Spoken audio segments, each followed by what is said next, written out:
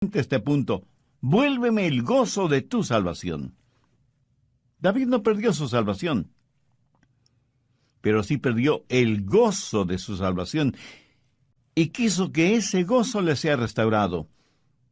Y Dios le restauró, y por eso David pudo decir en el Salmo 23, confortará mi alma. Ahora, ¿cómo Dios nos restaura? Permítame compartir con usted 3 cosas maravillosas que he aprendido en el Salmo 23. Las he estudiado y meditado profundamente, y se han vuelto a mi experiencia personal. Primero, el ministerio del pastor. David se comparó a sí mismo como una oveja, por eso dijo, Jehová es mi pastor. En el Nuevo Testamento y el capítulo 10 de Juan encontramos que Jesús dijo, yo soy el buen pastor. Y Jesús, como el buen pastor, hace algo definitivo cuando sus ovejas se descarrían. De paso, le diré que hay 3 clases de ovejas. Las necias. ¿Conoce usted a alguien así? ¿No? Pues mírese en un espejo y verá a una oveja necia. Las ovejas necias quieren hacerlo todo a su manera. Por lo general pensamos que las ovejas como animalitos dóciles y fáciles de guiar, pero eso no es cierto. A veces las ovejas pueden ser muy necias. Quieren ir por donde ellas quieren ir. Por lo menos así lo dice el profeta Isaías, todos nosotros nos descarriamos como ovejas, cada cual se apartó por su camino. ¿Queremos hacer? Pues lo que queremos hacer. Somos necios a la enésima potencia, y son las ovejas necias las que necesitan ser restauradas. Segundo, hay las ovejas descarriadas. Estas son las ovejas que involuntariamente se descarrían. Son las que descuidadamente se van por otro lado, y muchas veces caen en pozos de engaño, y se ven rodeadas de espinas y se separan de su pastor, van a lugares muy precarios y necesitan ser restauradas y traídas de regreso al redil. Y en tercer lugar, las ovejas enfermas, porque las ovejas pueden enfermarse. Hay muchos enemigos allá afuera en forma de enfermedades que pueden envenenar, o enredar, o herir a las ovejas. Y cuando se enferman, las ovejas necesitan ser curadas, sanadas, restauradas. Entonces es la responsabilidad del pastor el cuidar de sus ovejas. ¿Pero cómo lo hace? ¿Cómo el buen pastor restaura a una oveja necia? Si usted es como una oveja necia, ¿cómo puede ser restaurado? Bueno, el buen pastor tiene 3 instrumentos para hacerlo: un báculo o cayado, una vara y una botella de aceite. Y él usa esas 3 cosas para restaurar a una oveja necia. ¿Qué es el báculo o cayado? El pastor buscaba un arbolito que estuviera recién creciendo, lo sacaba de raíz, cortaba todas esas raíces, limpiando el resto del palo, y lo pulía todo prolijamente. Y en el muñón que formaban las raíces al extremo del palo, clavaba unos cuantos clavos o incrustaba pedacitos de metal, hasta que el báculo tenía un considerable peso. Era una poderosa arma en sus manos. Le servía tanto para defender a las ovejas de sus depredadores naturales, como de ladrones de ovejas. También podía servirle como una jabalina, y pasaba muchas horas practicando hasta tener una excelente puntería. Así que ese báculo no solo le servía para defender sus ovejas, sino para defenderse él mismo de los ladrones, los lobos y las aves de rapiña que abundaban en las colinas y los montes. Pero a veces tenía que utilizar el báculo de las ovejas para corregir a las necias, y lo hacía en forma drástica y severa. Con el báculo rompía una de las patas de la oveja e inmediatamente la vendaba poniéndole un soporte y cubriendo la pata afectada con aceite. Y esto lo hacía hasta cuando la oveja se sanara. Él llevaba a esa oveja enferma en sus hombros y la alimentaba y vertía aceite sobre el vendaje, y cuando la pata se sanaba, ayudaba a la oveja a estar firme en sus patas. Pero esto es lo interesante. La oveja enferma y restaurada en su salud permanecía muy cerca del pastor. En el material que estudié sobre este asunto, descubrí que esa oveja necia, quebrantada y disciplinada iba a donde el pastor iba y se convertía en una especie de líder del rebaño. Extraordinario, ¿no le parece? Cuando leí esta información no pude dejar de pensar en Oseas 6:1. Venid y volvamos a Jehová, porque Él arrebató y nos curará, hirió y nos vendará. ¿Lo entiende? El mismo Dios que nos hiere es el mismo Dios que nos cura, a fin de que podamos estar junto a Él. Creo que esta es la razón por la cual David dijo que antes de ser afligido, Él se había descarriado. Y en Hebreos leemos que el patriarca Jacob, quien fue también un pastor, se alejó de Dios. La Biblia nos dice que Jacob luchó con Dios físicamente. ¿Sabe lo que Dios hizo? Vayamos a Génesis, capítulo 32, versos 24 y 25. Así se quedó Jacob solo, y luchó con él un varón hasta que rayaba el alba, y el varón le tocó en el sitio del encaje de su muslo, y le descoyuntó el muslo de Jacob. ¿Lo ve? Jacob fue herido por Dios. Descoyuntó su muslo, y el patriarca tuvo que caminar el resto de su vida apoyado en un bastón. Vamos a Hebreos 11:21. Por la fe Jacob, al morir, bendijo a cada uno de los hijos de José, y adoró apoyado sobre el extremo de su bordón. ¿Por qué todo esto? Pues para enseñarnos una lección. Algunas veces tenemos que aprender drásticamente porque parece que esa es la única forma en que podemos aprender. Jacobo tuvo que ser herido para poder ser bendecido. Mi amigo, cuando Dios nos disciplina, y puede ser disciplina física, no es porque no nos ama, sino precisamente porque nos ama. Mire lo que dice Hebreos 12, los versos 5 y 6.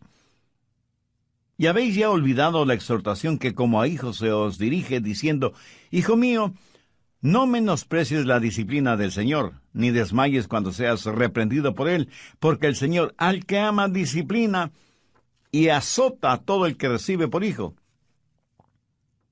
¿Qué padre si ama realmente a sus hijos no los disciplina cuando es necesario? Si Dios nos dejara sin disciplinarnos, no seríamos sus hijos, sino bastardos. Y aunque nuestros padres en la carne nos disciplinaron, siempre los reverenciamos, ¿verdad? Ahora, por lo tanto, no deberíamos estar sujetos a nuestro Padre en el Espíritu y vivir. Y no debemos olvidar que la disciplina que proviene de parte de Dios es para que seamos partícipes de su santidad. La Biblia dice en Hebreos 12:11, en verdad que ninguna disciplina al presente parece ser causa de gozo, sino de tristeza, pero después da fruto apacible de justicia a los que en ella han sido ejercitados.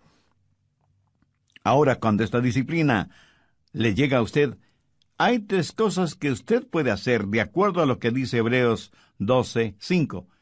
Hijo mío, no desprecies la disciplina del Señor. O sea, usted puede resentirse, pero sería una necedad de su parte el hacerlo, por varias razones. Primera, la disciplina revela algo.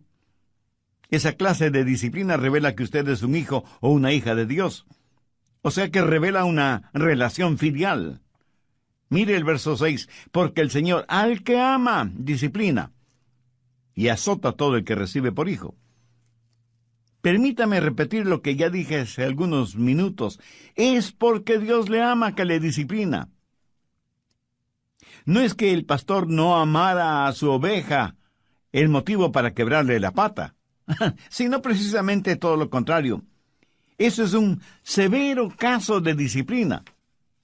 Y a veces, mi estimado amigo, a veces nuestro amor tiene que ser duro. Y seguramente algunos de ustedes burlonamente me dirá, bueno, yo vivo en pecado, hago lo que quiero hacer, voy a donde se me antoja, soy el capitán de mi propio destino y sin embargo Dios nunca me ha disciplinado. Pues, mi amigo, le aconsejo poner mucha atención al verso 8. Pero si se os deja sin disciplina, de la cual todos han sido participantes, entonces sois bastardos y no hijos. ¿Qué está diciendo Dios? Dios está diciendo que si usted fuera hijo de Él, ya le hubiera disciplinado. Pero si no es hijo de Dios, si usted declara que es un cristiano sin serlo, entonces usted es un bastardo. Y recuerde que esta dura expresión proviene de las palabras de Dios. Así que no argumente conmigo al respecto, argumente con Dios. En segundo lugar, renueva su adoración. En el verso 9 leemos, por otra parte, tuvimos a nuestros padres terrenales que nos disciplinaban y los venerábamos.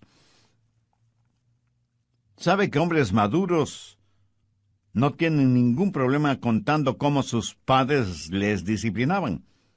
Dicen, por ejemplo, mi padre cuando me disciplinaba con todas sus fuerzas. Lo interesante es que estas declaraciones las hacen con verdadero orgullo y dicen, les dábamos verdadera reverencia porque sabíamos que tenían definidos sus valores y paradigmas y por eso les amamos y les respetamos. Yo siento verdadera tristeza por niños que viven en hogares en donde sus padres no les aman y por lo tanto no les corrigen. ¿Sabe que la disciplina revela nuestra relación con Dios y renueva nuestra adoración? Ahora bien, si damos reverencia a nuestros padres terrenales, ¿no deberíamos dar adoración, respeto y veneración a nuestro Padre Celestial? Dios no está en el negocio de primordialmente hacernos saludables y felices, sino santos. Dios no le salvó para sencillamente llevarle al cielo. Ese es un beneficio extra. Dios le salvó para hacerle santo como Él. ¿Y cómo lo hace? ¿Qué es lo que la disciplina hace para restaurar a una oveja? Revela su relación filial, renueva su adoración y restaura su comunión con Dios. ¿Le gustaba a usted el ser disciplinado, castigado por sus padres, especialmente por su papá? Cuando usted era niño y su padre le iba a castigar, corría usted hacia su papá y lleno de gozo le decía, «Oh, esto es estupendo! Estoy feliz de que esto me suceda a mí. Mi papá me va a dar una buena paliza, pero me siento feliz, bendito sea Dios». Papá, tú eres maravilloso y sabio. Gracias por castigarme. No, ni usted ni yo actuamos de esa manera, ¿verdad? ¿Por qué no nos gusta ser disciplinados, castigados, aunque hayan existido razones válidas para esa disciplina? Personalmente, cuando mi padre me castigaba, me disciplinaba, le debo confesar que él no me parecía ni amoroso, ni sabio, ni maravilloso. Así que, en primer lugar, menospreciamos la disciplina. En segundo lugar, no nos desmayamos frente a la disciplina. Mire el verso 5 de Hebreos 12. Ni desmayes cuando eres reprendido por él. ¿Alguna vez ha visto a un hijo o a una hija fingir desmayo cuando ve que el castigo es inminente? Bueno, yo lo he visto varias veces. Dios ejercita disciplina y la gente renuncia a Dios. Tiran la toalla. Se convierten en trotamundos espirituales y eso es algo terrible. Mi amigo, lo que hace Dios no es para que nos alejemos de Él, sino para que nos acerquemos a Él. No desprecie la disciplina, no finja desmayos frente a la disciplina. La Biblia dice que toda disciplina tiene un propósito específico. ¿Cómo maneja el pastor a una oveja necia? con la vara de la disciplina. ¿Y qué de las ovejas que no son necias? ¿Qué clase de oveja es usted? ¿Necia, descarriada o enferma? Recuerde que Dios no deja de amarnos porque somos pecadores. Dios no nos ama más si somos menos pecadores, de acuerdo a nuestra propia opinión, ni nos ama menos si somos más pecadores. Dios nos recibe como somos, pero por el amor que nos tiene no nos deja como somos, sino que nos va perfeccionando cada día para que lleguemos a ser a semejanza de su Hijo Jesucristo. Esta esperanza también podrá ser suya si tiene una relación personal con Dios por medio de Jesús. Pudiera ser que usted sea una persona muy popular, carismática, muy importante e influyente en el nivel político, social y financiero. Desde el punto de vista del mundo, usted es un hombre de éxito. Pero, ¿qué piensa de usted, su esposa, sus hijos, sus amistades íntimas? ¿Qué tan importante es usted en sus vidas?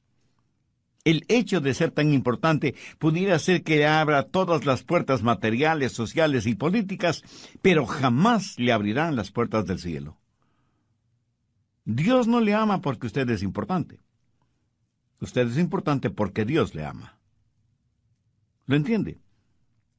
Si usted este mismo momento se arrepiente de sus pecados y hace una decisión espiritual por Cristo como su Salvador y Señor, Él le perdonará inmediatamente, estará con usted permanentemente y le salvará completamente, y además le guardará eternamente.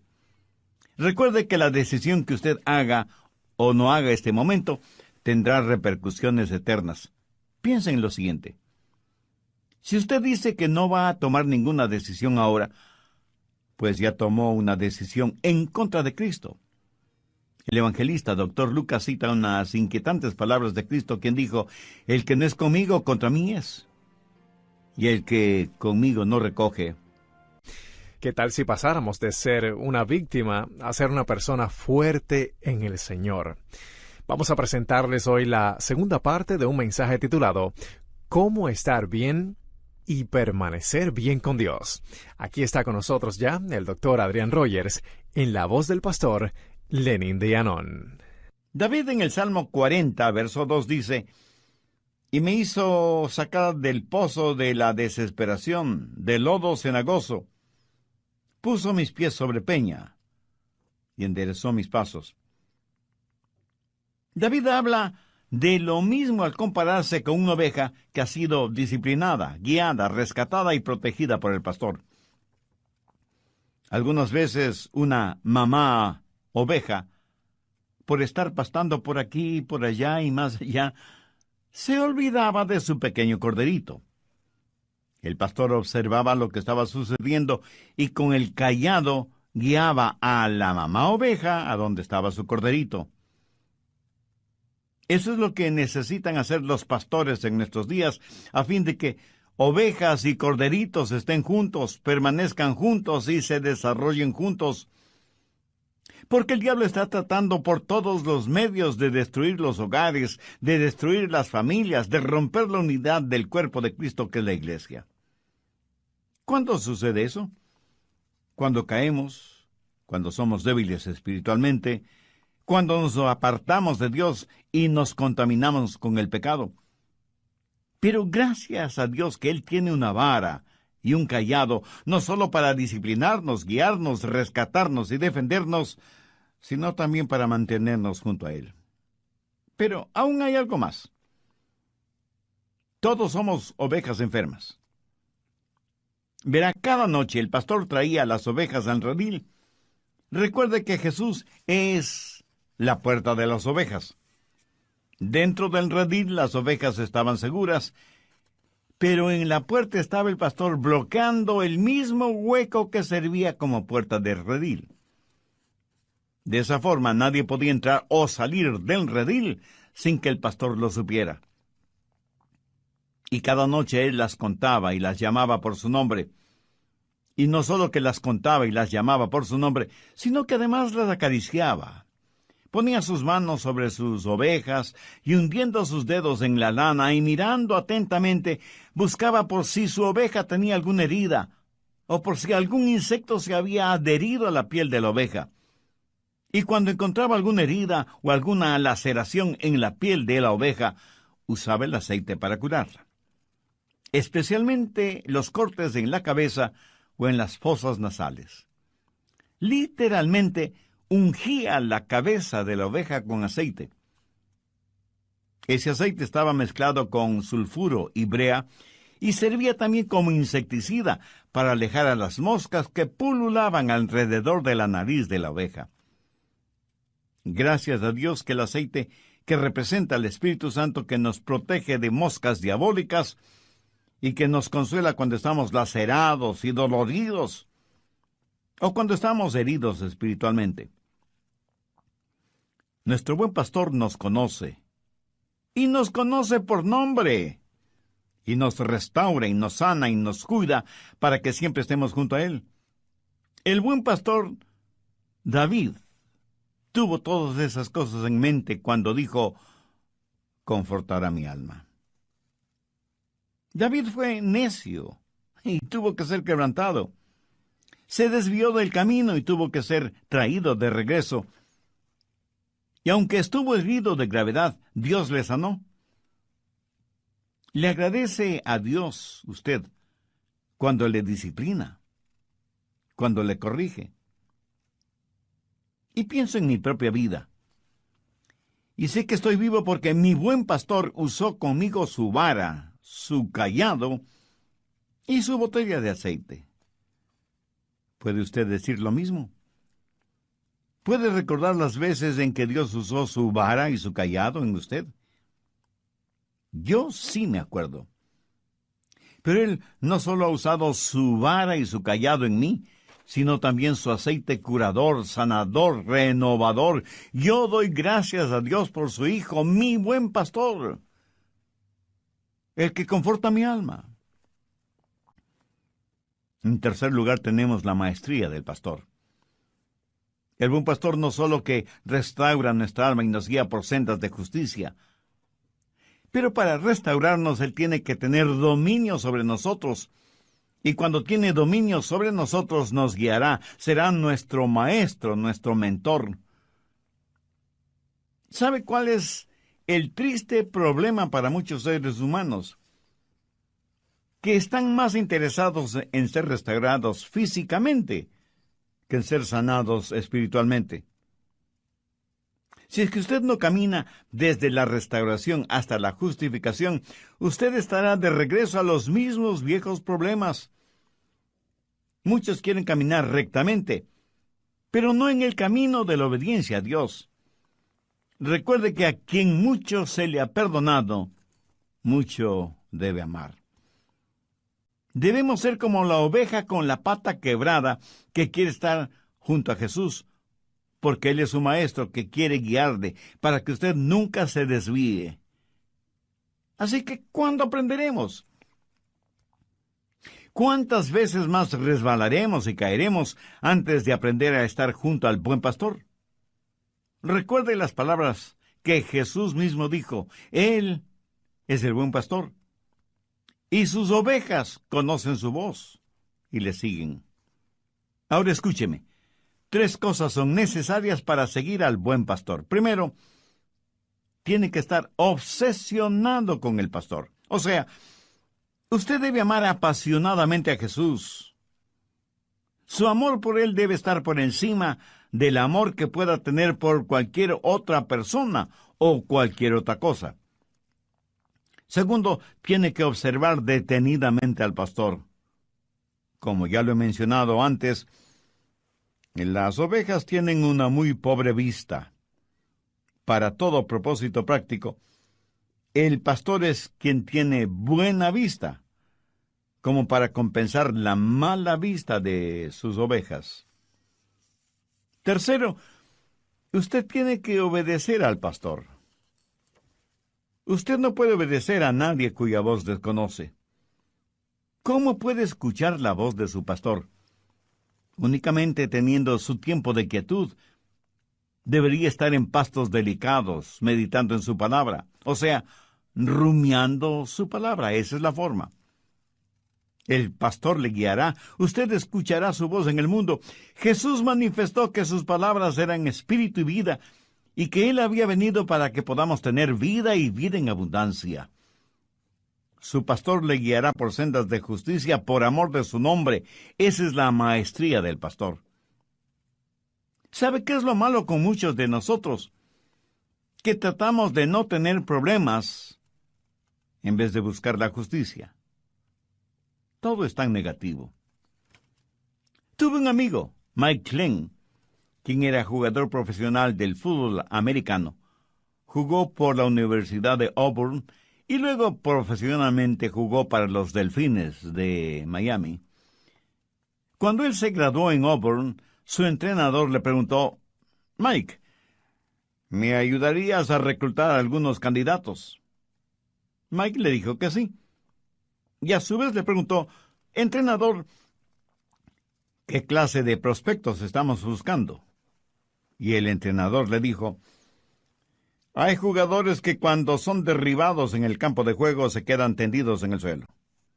Esa clase de jugadores no nos interesan. Cuando un jugador es tumbado y se pone de pie inmediatamente y nuevamente es tumbado y vuelve a ponerse de pie, tampoco es el tipo de jugador que buscamos. Pero sí nos interesa el jugador que puede poner en el suelo a los demás. Mi amigo, yo soy muy grato por tener un Dios que nos restaura, que cuando estamos caídos nos levanta. Y a todos nos gusta estar de pie, pero no nos gustaría el pasar de la defensiva a la ofensiva. No nos gustaría ser una verdadera fuerza